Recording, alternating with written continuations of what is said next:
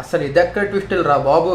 Hollywood సినిమాల్లో కూడా ఇంత పెద్ద ట్విస్టులు అయితే ఉండవు. అసలు నేను ఏ ట్విస్ట్ కోసం మాట్లాడతాను మీ అందరికి ఇప్పటికే తెలిసి ఉంటుంది. అదే బ్రో, బేబీ కృష్ణ కోసం ఫండ్ రైజ్ చేశారు కదా.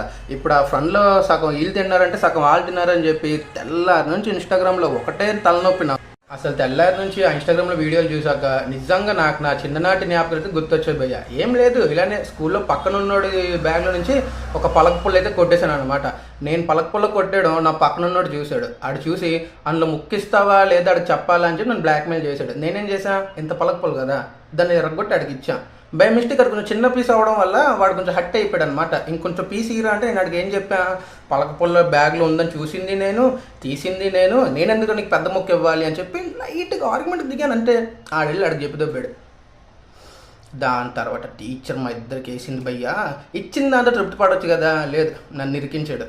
ఇప్పుడు నేను మీకు ఇది ఎందుకు చెప్పినానంటే, ఆ బేబీ కృష్ణ ఫండింగ్ ఏదైతే వచ్చిందో అది ఎవడు తిన్నాడో ఎవడెంత తిన్నాడో తెలియదు, కానీ నువ్వంటే నువ్వు నువ్వంటే నువ్వు అని చెప్పి ఫుల్ ర్యాంప్ పేజ్ ఒకటే. నాన్నేమో 50 లక్షలేమో నవీన్కి ఇచ్చానని చెప్పి, నవీన్ ఏమో నాకేట ఇవ్వలేదని చెప్పి, మనీ బ్రో ఏమో డబ్బులన్నీ వచ్చాక నన్ను పక్కకు తోస్తారని చెప్పి, అమ్మో ట్విస్ట్ మీద ట్విస్ట్లు. అసలు నిజంగా టాలీవుడ్లో ఒక సినిమా తీస్తే 1000 కోట్లు కన్ఫర్మ్ దీనికి.